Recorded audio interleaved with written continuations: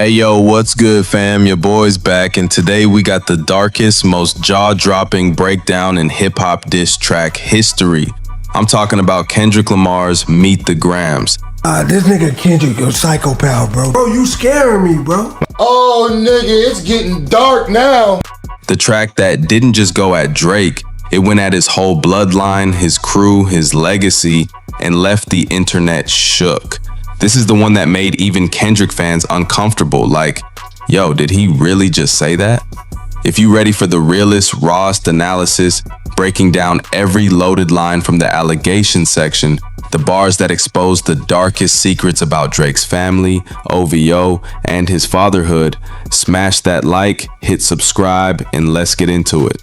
Let's set the scene. May 3rd, 2024, 11:30 p.m. The internet breaks. Drake just dropped Family Matters and the timeline's in shambles. But Kendrick, he don't just clap back, he goes nuclear. This ain't your regular diss, this is a psychological intervention. Most diss tracks target the rapper. This one, Kendrick addresses the parents, exposes patterns, draws lines to criminal behavior. This is where art becomes uncomfortable truth. We about to dissect 4 bars that go deeper than anything in rap history. Let's start with the first bomb. He hates black women, hypersexualize them with kinks of a nympho fetish. He hates black women, hypersexualize them with kinks of a nympho fetish. Bruh, this bar right here, it's not just a shot, it's a whole indictment. Kendrick referencing the Laquana Morris allegations, the woman who accused Drake of sexual misconduct and exploitation. Kendrick don't just call Drake out for being a player, he flips the whole masculine bravado into a predatory accusation. He's saying, you not just out here wildin', you're a danger to black women. In the wordplay, kinks of a nympho fetish. That's surgical. He's not just talking about sex, he's talking about a pattern of disrespect, a history of using black women as props, as punchlines, as trophies. Let's keep it a buck. Drake's music is full of sexual encounters, flexing about women, and even referencing Kendrick's wife for clout. But Kendrick flips it. He's not just defending his own, he's calling out a pattern that's been in Drake's catalog for years. This bar is brutal because it calls out disrespect and exploitation of black women, something Kendrick's never shied away from. The controversy, the emotional weight, the community outrage, it's all here. And that's why people couldn't look away. Next up, Kendrick hits with grew facial hair because he understood being a beard just fit him better. Drake rocking his beard versus being a beard, which is, if you're gay, you want to hide that. So like you just date someone, they're the beard for you. Facial hair because he understood being the beard just fit him better. Niggas with beards really just think they the shit, bruh. Now, if you don't know, beard in slang is someone who acts as a cover for hidden truths, usually about sexuality or deception. So Kendrick saying, Drake grew a beard, but it's not just for looks. It's to cover up secrets. Dual meaning, Drake literally growing facial hair, but also figuratively covering up what's really going on in OVO. He's hiding behind the beard, using it as a mask. And yo, this is where Kendrick starts escalating. He's foreshadowing deeper systemic problems. He's saying, if you think the beard is just about style, you missing the real cover-up. The storytelling here is wild. Kendrick's using street-level vernacular, but the analysis is deep. He's clowning Drake for being a chameleon, for always hiding behind something, whether it's a beard, an accent, or a persona. And you can feel the tension building. You know Kendrick about to go even deeper, and you can't look away. Now we get to the line that had the whole culture gasping. He got sex offenders on OVO that he keep on a monthly allowance. He got sex offenders on OVO that he keep on a monthly allowance. Oh no! Who are the sex offenders on OVO? What the fuck is really going on? A few minutes ago, we had Drake talking about Kendrick, you hit your wife. Now this nigga is saying that he has weird niggas around him. And he's calling him on too, right? First off, the wordplay. Kendrick flips OVO to HOVO. That's a method of accusation, a way to say your whole crew is dirty. But let's get specific. Kendrick's talking about Baka Not Nice, a known OVO affiliate who did time for human trafficking and sexual assault. Kendrick uses Baca as a symbol for deeper issues. He's saying, Drake, you not just wilding yourself, you enabling a whole network of predators. This is where the psychological layer comes in. Kendrick's not just calling out one man, he's saying the whole organization is complicit. This is systemic enabling. And the moral weight? Heavy. Kendrick widens the scope from personal to corporate misconduct. He's saying, it's not just you, it's your whole camp. And you paying these dudes to stay quiet. Each claim gets darker, the suspense builds, and you can't stop watching. This is progressive revelation at its finest. Now the most emotional bar. A child should never be compromised, and he keeping his child around him. A child should never be compromised, and he keeping his child around him. Child should never be compromised and he's keeping his child around him. Fucking hell, man. Kendrick attacks Drake's parenting, using Adonis as the moral focal point. He's saying, you not just failing as a rapper, you failing as a father. And the storytelling? Deep. Kendrick's a father himself. He knows the psychological damage of neglect, of exposing. So, Drake, you finally responded to Kendrick Lamar's diss to you on Like That with a track called Push-Ups, and then you followed it up with another one called Tailor-Made Freestyle, which includes AI vocals from Tupac and Snoop Dogg. Can you explain how you're feeling right about now? I feel like the biggest stepper in LA right now, with my size 12 men's on. I even had the West Coast dudes on the track dissing that little bastard. Do you think that it was a wise decision to use a dead legend's voice from the West Coast to diss somebody when there's already claims of you being a culture vulture? Kendrick attacks Drake's parenting, using Adonis as the moral focal point.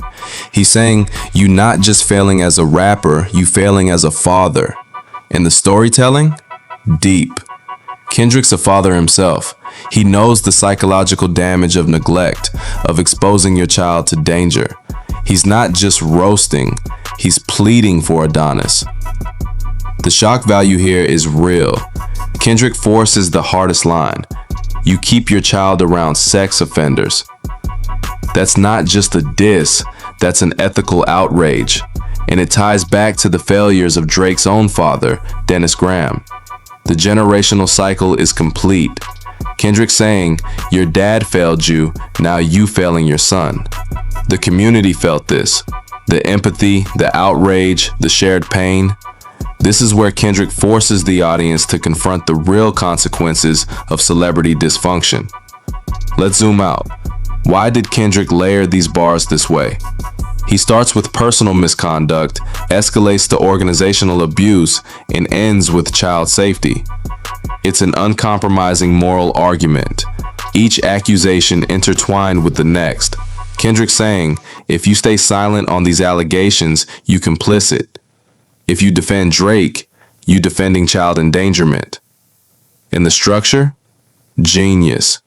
He builds tension, delivers multiple payoffs, and never lets the energy drop. Vulture, I'm a black rapper too. You can't take that away from me just because I'm from Canada. And even if it was disrespectful, what is Kendrick gonna do about it? He's 5'5". I don't know, you both are rappers. He might respond with something pretty brutal.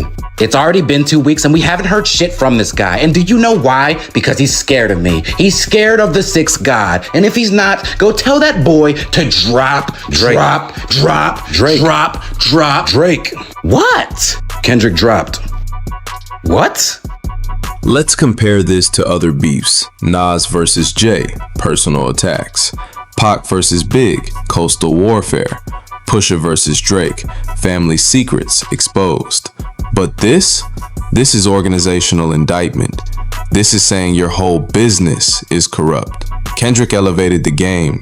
He's not just going at Drake, he's going at OVO sound. He's going at the infrastructure. He's saying the foundation is rotten. But we ain't at the bottom yet. We got one more tier, the tier that made everybody uncomfortable. The tier that crossed from rap beef into moral emergency. Child endangerment. Let's go. Bar 4. A child should never be compromised, and he keeping his child around them. This is where Kendrick goes for the throat. Not Drake's throat, Adonis's protection. Kendrick attacks Drake's parenting by using Adonis as the moral focal point. He's saying, you're not just failing as a rapper, you failing as a father. A child should never be compromised. That's a universal truth. Nobody can dispute that. So if you defending Drake after this bar, you defending child endangerment. Kendrick just made neutrality impossible. In the storytelling, deep. Kendrick's a father himself. He knows the psychological damage of neglect, of exposing your child to danger. He's not just roasting, he's pleading for Adonis. Think about Kendrick's own kids. Think about how protective he is, how he keeps them out of the spotlight, how he prioritizes their safety over everything. Now he's looking at Drake and saying, how you doing the opposite? Adonis made his musical debut on My Man freestyle at the end of Drake's track Daylight. That means he's in the OVO studios. He's around during recording sessions. He's on video shoots. He's exposed to the environment Kendrick just spent 3 bars indicting. The sex offenders on monthly allowance, Adonis is around them. The predatory culture, Adonis is being raised in it. The organizational dysfunction, that's his normal. And it ties back to the failures of Drake's own father, Dennis Graham. The generational cycle is complete. Kendrick saying, your dad failed you, now you failing your son. Dennis was absent, Drake felt abandoned, and now Drake is present but exposing his child to danger. That's not better, that's different dysfunction. The cycle continues. The shock value here is real. Kendrick forces the hardest line. You keep your child around sex offenders. That's not just a diss, that's an ethical outrage. The community felt this. The empathy, the outrage, the shared pain. This is where Kendrick forces the audience to confront the real consequences of celebrity dysfunction. Y'all remember when this dropped? The silence first, then the explosion. People weren't debating bars, they were debating morality. They were asking, how do we even respond to this? Drop in the comments, did this bar cross the line or was it necessary? Because Kendrick made a choice to involve Adonis, and that choice changed everything. Let's zoom out. Why did Kendrick layer these bars this way? Because there's a method to this darkness. He starts with personal misconduct, Drake's individual behavior, escalates to organizational abuse, OVO's systemic problems, and ends with child safety, the ultimate moral line. It's an uncompromising moral argument, each accusation intertwined with the next. Kendrick saying, if you stay silent on these allegations, you complicit. If you defend Drake, you defending child endangerment. There's no neutral position. You either condemn Drake or you condemn yourself. In the structure, genius. He builds tension, delivers multiple payoffs, and never lets the energy drop. Each tier is darker than the last. Each accusation more serious than the previous. Let's compare. In past rap beefs, you had heavy personal stakes. Nas versus Jay career battles. Pac versus Big geographic warfare. Pusha versus Drake, family secrets and hidden children. But Kendrick, he's on a different tier. He's not just attacking the man, he's attacking the system, the legacy, the future. He's not saying you make bad music, he's saying you're a danger to children. Tier system breakdown. Tier 1, personal misconduct. Drake hypersexualizes black women, engages in predatory behavior. Tier 2, organizational complicity. Drake acts as a beard covering for a network of problematic individuals. Tier 3, systemic corruption. OVO employs and protects sex offenders financially. Tier 4, child endangerment. Drake exposes his own son to this dangerous environment. Each section builds, each bar hits harder, and by the end, you feel the full weight of the allegations. That's not accident, that's architecture, that's warfare. So, not only did Kendrick Lamar respond to your diss track with a diss track of his own called Euphoria, he doubled down with another one called 616 in LA, using the timestamp formula that you usually use. What are your thoughts on this? He tried to say that I can't say the N-word anymore. Like, dude, I'm fucking black. I will say whatever I want to say. And what's this about a mole in my camp? All the OVO guys are solid. I don't know. This isn't the first time somebody's accused your team of leaking information. The Weeknd said it, Pusha T said it, and now Kendrick Lamar said it. Maybe you should start watching the people that you keep around you. Yeah, like 40 and Chubbs would ever go against me. You guys are just trying to get inside of my head, and it's not gonna work. But it's okay, because I'm about to hit the red button. And what exactly is the red button? Well, obviously I can't tell you everything right now, but you remember how I said I'd be with some bodyguards like Whitney? I think it's time to double down on that. Drake, you remember what happened the last time you brought up somebody's wife? Okay, bitch, I'm doing it again. And Pusha T. Each section builds, each bar hits harder, and by the end, you feel the full weight of the allegations. That's not accident, That's architecture. That's warfare. The progression makes it impossible to dismiss as just beef. You can't say it's just rap when children are involved. You can't say it's entertainment when criminal behavior is alleged. Kendrick created an escalation that traps Drake in a corner. Deny the first allegation, the second confirms it. Ignore the second, the third makes it systematic. Address the third, the fourth makes you look like a child endangerer. There's no winning move, only damage control, and everyone can see it. Bringing it home. Let's recap.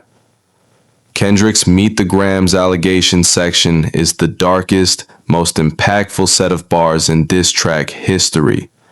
He exposes Drake's hypersexualization of black women, personal predation, the beard metaphor, elciment and cover-up, the sex offenders on OVO, organizational corruption, and the child endangerment, the ultimate moral failure.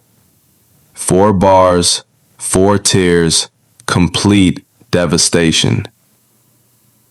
Now I want to hear from y'all. What do you think about these ruthless accusations? Do you think Kendrick went too far by involving Adonis, or was it necessary to expose the full scope of the allegations? Drop your takes in the comments below. Let's have a real conversation about this, because this ain't just entertainment, this is about accountability. If you want me to break down more Kendrick and Drake bars with this deep energy and insight, hit that subscribe button and ring the bell. We doing the darkest breakdowns, the deepest analysis, the realest commentary. Next video, I'm breaking down the psychological warfare techniques Kendrick used throughout the entire track. How he dismantled Drake's mind bar by bar. You don't want to miss that. This is about holding legends accountable, but also about protecting the culture we love. We can't just celebrate the bars and ignore the implications. We can't just vibe to the beat and dismiss the allegations. Kendrick didn't just diss Drake. He put the whole system on trial. OVO, the industry, the culture of enablement. He forced us all to choose a side. And that's the genius of it. That's why this section hits different. That's why people still talking about it months later. Because Kendrick made it impossible to stay neutral. He said, Drake is not just a bad rapper, he's a bad person, a bad father, a bad influence. And if you Nigga, I said it, I know that you mad. I emptied the clip over filling your jazz. You in my seat, I deal with his dad. I gotta go bad, I gotta go bad. Drake! What? Bitch, I'm vibing. What do you want? Well, I see that you're singing the lyrics to your latest diss, Family Matters, and this is an interview about that diss. So I wanted to get your thoughts. My thoughts are it's over. Your black messiah is a queen-abusing, white women-loving bum whose kid is not his. Do you have any proof? No. Do you have a cat? No. What does that have to do with— Then let's stop asking each other irrelevant-ass questions. It's literally the main topic of conversation in your diss. How is that irrelevant? It's irrelevant just like Kendrick Lamar's gonna be after this beef. He's probably gonna take another 5 years just to respond. Actually, he just uploaded a response right now. He's probably never gonna want to rap again after what I just did to him. Wait, what? It's been 20 minutes. Yep, it's called Meet the Grams. It's up on his YouTube right now. Can I celebrate for one fucking night? Kendrick wasn't just laying bars. He was pointing a mirror at celebrity, family, and the darker sides of fame. These accusations touch taboos, sexual exploitation, parental failure, and systemic toxicity. Fans felt a mix of shock, betrayal, and awakening, like seeing a hero fall, but realizing the fall was just the surface. Social media exploded with reactions, some defending Drake, others praising Kendrick's courage to speak truth. This track became a cultural rallying point to address issues usually kept behind closed doors. One huge impact? Kendrick pushed the culture to hold its own accountable. No longer could fans worship artists blindly. Now it was about digging deeper, questioning who they are behind the scenes. These bars supported a shift towards transparency and calling out toxic behavior without fear. Kendrick, as a respected voice in hip-hop, used his platform to show that hard truths can and should be spoken. This led to more open conversations about issues like predatory behavior and the responsibility of fathers in the community. It empowered women and vulnerable voices to speak up, changing the dialogue in music and beyond. Section 3. Division and Debate. The Community Response. 1400 to 2000. Of course, not everyone was on board. The track caused split reactions, with some loyal fans and artists defending Drake firmly. The culture was divided between holding legends accountable and loyalty to the brand. So, Drake, in Meet the Grams, Kendrick Lamar threw some pretty serious allegations your way, including accusing you of engaging in inappropriate relationships with underage women. What are your thoughts? I don't even have a daughter. What is he talking about? That's not even what I asked him. This man really thinks that he's Pusha T, like all these dark-skinned niggas got the same playbook.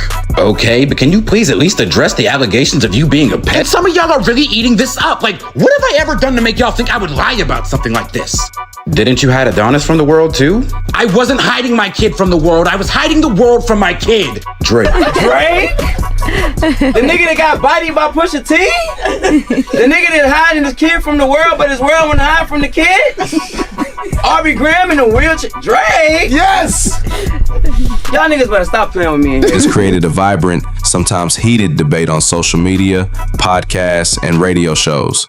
Discussions explored the complexity of separating art from artists and whether personal failings invalidate the music's value. Kendrick's bars brought to light how fandoms navigate morality in the age of celebrity culture. This debate was crucial to hip-hop's evolution as a culture conscious of its own flaws. Long-term, Meet the Grams is seen as a cultural turning point. It set a new standard for rap diss tracks with moral weight and social commentary. The bars have inspired artists and listeners to examine issues like fatherhood, loyalty, and systemic abuse more deeply. This has influenced new generations of rappers to be more transparent and responsible in their art. Culturally, it provided language and a platform for hard conversations around family and community, breaking silence around previously ignored topics. It's seen as a sign that hip-hop can be both entertaining and a force for social change. So what's the cultural takeaway?